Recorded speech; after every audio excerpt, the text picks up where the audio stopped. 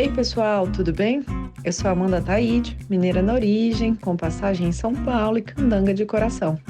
Casada, mãe do Pedroca Pipoca de 3 anos, do Luquinhas Pimpão de 1 ano e tutora do Vira-Lata Farofa. Sou professora doutora da UNB, dos cursos de Direito Empresarial, Concorrência e Comércio Internacional. Apaixonada pela vida acadêmica, eu adoro inventar moda para facilitar a compreensão dos temas jurídicos pelos alunos. Então, esse é o Direito Empresarial Café com Leite, um podcast voltado para os estudantes de graduação e iniciantes no mundo do direito comercial, para que possam aprender ouvindo a bibliografia obrigatória e complementar do nosso curso. Esse é um podcast simples, curto e gostoso, como um café da manhã mais rapidinho durante a semana. Convidarei os próprios autores ou comentaristas dos artigos acadêmicos, capítulos ou trechos de livros essenciais para a compreensão do direito empresarial, para que os alunos da graduação em Direito possam conhecer e se apaixonar pelos principais autores do direito privado no Brasil. Como será um podcast voltado para os alunos da graduação, os episódios serão divulgados durante o semestre letivo da UNB.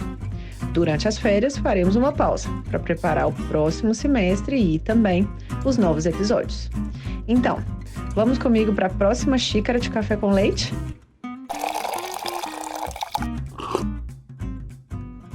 A nossa xícara de café com leite de direito empresarial de hoje vai tratar de um dos artigos que eu gosto muito, de autoria da professora Ana Frazão, intitulado Joint Ventures Contratuais, que foi publicado em 2015 pela Revista de Informação Legislativa.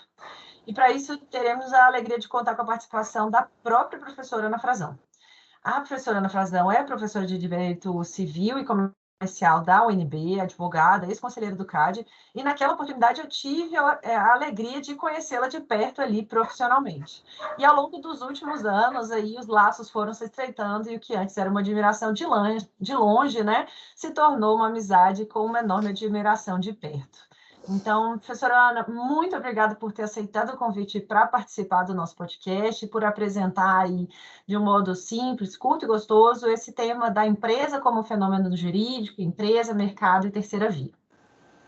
Eu que agradeço, professora Amanda, uma grande alegria estar aqui participando das suas sempre tão bem-vindas iniciativas, então, super obrigada por fazer parte desse projeto.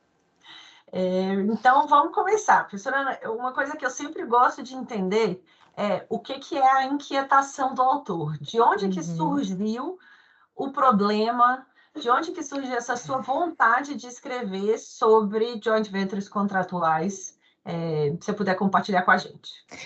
Claro que sim. Na verdade, eu já tinha uma inquietação, por assim dizer, intelectual com esse tema há bastante tempo, mas essa inquietação se transformou também numa inquietação profissional logo que eu entrei no CAD.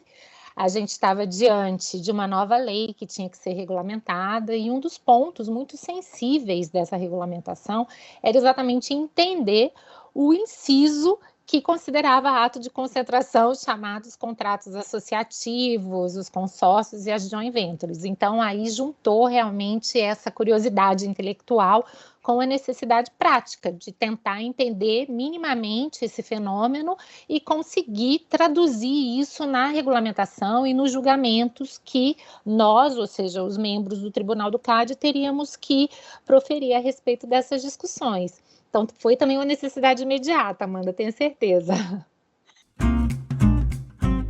Excelente. E, então, tentando conciliar essa parte mais teórica com a parte concreta, não necessariamente vinculada às consequências no direito concorrencial, que aí seria tema para outra conversa e bastante longa, mas voltada aqui para o direito comercial mesmo. Como que você poderia resumir assim, os principais argumentos que você aponta aí no artigo para os alunos poderem entender essa lógica, né, de antes uma dicotomia entre o conceito de empresa e o conceito, né, de mercado e a percepção da existência de uma terceira via?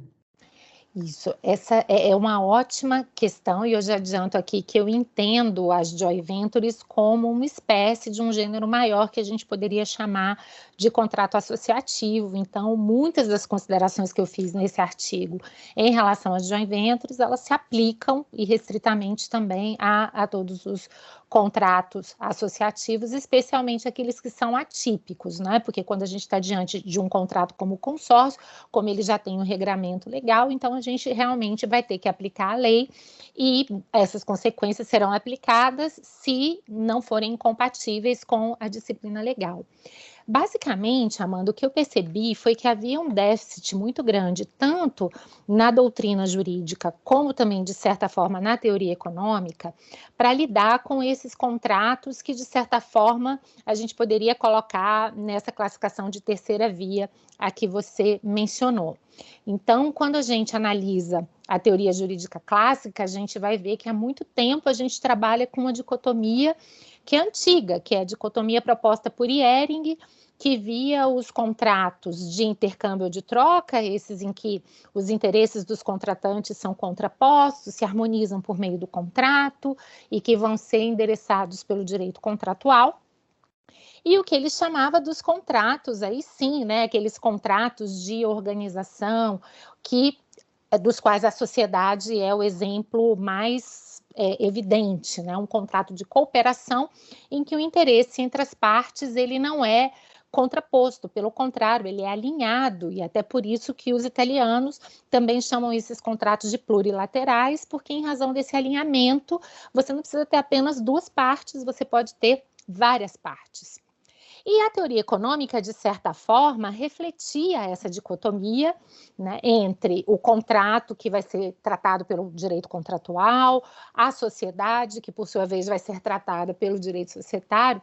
De alguma forma, essa dicotomia estava traduzida também em uma série de teorias importantes, como, por exemplo, a do Coase, que também fez esse mapeamento para diferenciar o que vai ser o contrato, portanto, é uma relação de mercado, sujeita a uma coordenação entre esses agentes, e o que é a empresa, que é uma relação caracterizada pela hierarquia, pela organização, e, obviamente, que a teoria do Coase é muito mais rica do que isso, porque ela não se prende propriamente ao conceito de sociedade, tanto que você pode utilizá-la para pensar também os grupos societários, né? Se só há um poder de direção, você tem uma empresa só, ainda que plurissocietária, mas o fato é que também essa compreensão do Coase ignorava uma série de outros fenômenos que estariam entre esses dois polos opostos, ou seja, entre o contrato tradicional de mercado e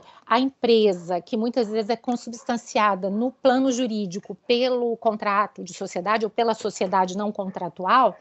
Existem diversas outras alternativas intermediárias que muitas vezes vão combinar elementos de empresa e de mercado. E daí a gente tem que lembrar de uma categoria também muito importante, que é a dos contratos híbridos, categoria na qual praticamente todos os contratos empresariais de longa duração estão abrangidos, porque são contratos que combinam elementos de troca, mas também muitos elementos de cooperação, ainda que as partes mantenham as suas áreas. Já no contrato associativo, a gente dá um passo a mais. O contrato associativo, na verdade, a rigor, ele está mais para um contrato de empresa do que propriamente para uma terceira via. A gente está falando aqui de uma alocação comum de risco, de uma organização comum entre as partes, de um total alinhamento entre interesses naquilo que é objeto do contrato, de forma que a gente fica numa situação muito semelhante, por exemplo, ao contrato de sociedade.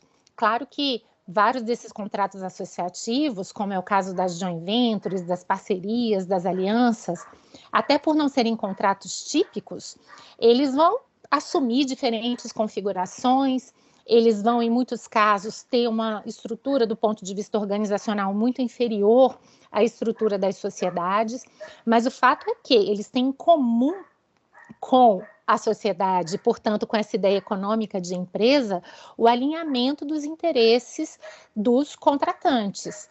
o elemento organizacional estará presente de alguma forma, ainda que numa intensidade inferior à da sociedade. A cooperação, que nos contratos de troca é um dever lateral, que nos contratos híbridos é um dever importantíssimo, já é objeto do contrato, mas não é o único objeto do contrato, nos contratos associativos e, consequentemente, nas joint ventures, é o próprio objeto do contrato. E por que a gente precisa refletir sobre isso? Porque, apesar da importância desses contratos, tanto dos associativos como dos híbridos, normalmente a nossa teoria contratual ela vai ter por foco exatamente os contratos de troca. E o direito societário vai cuidar da sociedade, mas também nem sempre vai ter a plasticidade para cuidar de todos esses contratos. Então, todas as vezes que a gente tem um problema relacionado a esses contratos, a gente fica, por assim dizer, numa espécie de limbo. Então, a ideia desse artigo, já me encaminhando aqui para a conclusão, não sei se eu fui muito sintética, se você quiser eu volto a explorar alguns dos pontos, foi isso, foi de ressaltar a importância desse fenômeno e mostrar o quanto o direito e a economia precisam se preocupar com ele, porque a gente ainda tem pouca reflexão a esse respeito. Esses contratos assumem um protagonismo cada vez maior na esfera econômica e a gente precisa conseguir mecanismos para assegurar que eles cumpram as suas importantes funções. Então, de certa forma, foi um pouco essa a intenção do artigo, fazer um primeiro mapeamento, até para ajudar as pessoas a entenderem também o que vem a ser esses contratos. Excelente. Um ponto que eu acho bem bacana da discussão trazida no artigo é justamente essa diferenciação entre as chamadas joint ventures societárias das chamadas joint ventures contratuais. Se você puder apresentar aí essa diferenciação para os alunos. Super, Amanda, e foi muito bom você ter lembrado realmente dessa parte, porque na joint venture societária, a gente tem um arranjo que muitas vezes assume inicialmente uma configuração exclusivamente contratual, mas ele já é pensado para ser instrumentalizado no passo seguinte em uma sociedade. Então, vários desses problemas que a gente acabou de mencionar aqui acabam não se colocando com a mesma intensidade. Claro que essas sociedades têm características muito especiais, são muito semelhantes às sociedades de propósito específico, ou podem até ser consideradas dessa maneira, mas elas terão a referência do direito societário para resolver uma série de problemas que possam surgir daí. Acontece que, em muitos casos, essas alianças, parcerias, joint ventures, né? Então, eu estou aqui chamando a atenção para várias terminologias, porque também não há um consenso. Então, vamos imaginar aqui qualquer parceria contratual entre partes que não seja instrumentalizada por meio de uma sociedade, nem por isso deixará de ser uma empresa comum. Então, eu não terei muitas vezes o acesso às soluções societárias, porque, de fato, aquela parceria acabou não se instrumentalizando por meio de uma sociedade, mas eu terei uma organização muito semelhante à de uma sociedade. Então, em relação às joint ventures contratuais, e daí essa tenha sido a preocupação principal do artigo, os desafios são muito maiores, porque, de fato, aqui fica muito claro que esses contratos eles estão numa espécie de limbo jurídico, em todos os aspectos, né? O direito concorrencial é apenas uma das áreas que se depara com esse problema, tendo muitas dificuldades até para entendê-los, mas também do ponto de vista contratual, isso traz muitos problemas e muitos desafios. Até porque, Amanda, e aqui eu acho que vale a pena chamar a atenção para um ponto muito importante. A teoria contratual, como ela é muito voltada e focada ainda para o contrato de troca, ela desenvolve alguns dogmas e a gente está muito acostumado a estruturar o nosso raciocínio a partir disso. Qual é a função econômica do contrato? Segurança e previsibilidade. Porém, em relação a esses contratos, muitos autores dizem que essa não é a função econômica. A função econômica é maleabilidade, adaptabilidade, flexibilidade. É possibilitar que essa parceria possa se readequar ao longo do tempo. A maior parte desses contratos é intencionalmente incompleto, ou seja, as próprias partes não irão prever todas as regras que regerão o futuro delas. Daí porque mais importante do que prever todas aquelas regras de uma maneira fechada, é prever estruturas de governança que possam possibilitar essa adaptação do contrato em relação ao tempo. Então, vejam que muda totalmente a lógica do contrato. A questão não é meramente conceitual. Muitas vezes eu não consigo aplicar as regras contratuais a esse tipo de contrato, exatamente porque a lógica dessas regras contratuais é totalmente diferente da lógica desses contratos. Super legal. E uma última pergunta com relação ao artigo ainda, né? Acho que uma coisa que você trouxe que eu acho importante é essa questão da nomenclatura, né? A gente tem os conceitos de algum modo estabilizados de empresa, Sim. de contratos no mercado, e no meio do caminho, então, se a gente pensar em dois polos, no meio do caminho a gente tem um monte de termos. Então, a gente falou aqui de terceira via, a gente falou de contratos associativos, que estariam mais próximos ali do espectro da empresa. A gente falou de consórcio, de franquia, de contratos híbridos, contratos atípicos. Como é que a gente organiza esse tanto de letrinhas dentro aí de uma linha, vamos dizer, em que a gente tem esses dois polos? Olha, Amanda, não é fácil e, sem dúvida nenhuma, esse é um grande desafio para todo mundo que estuda ou que lida profissionalmente com esses contratos. Até porque o que é que a gente percebe? Como a maior parte deles é atípico, a nomenclatura já não identifica mais o conteúdo. Então, sem querer aqui, né, me concentrar novamente na questão concorrencial, mas vejam, o CAD já considerou que um contrato de licença de propriedade intelectual pode ser associativo. Veja que, a rigor, um contrato de licença de PI é claramente um contrato não associativo, mas o CAD só pôde chegar àquela conclusão porque ele foi analisar as entranhas daquele acordo e ele percebeu que, apesar dele ter aquele nome, ele ia muito além de um contrato de licença e acabava se transformando, de fato, numa parceria.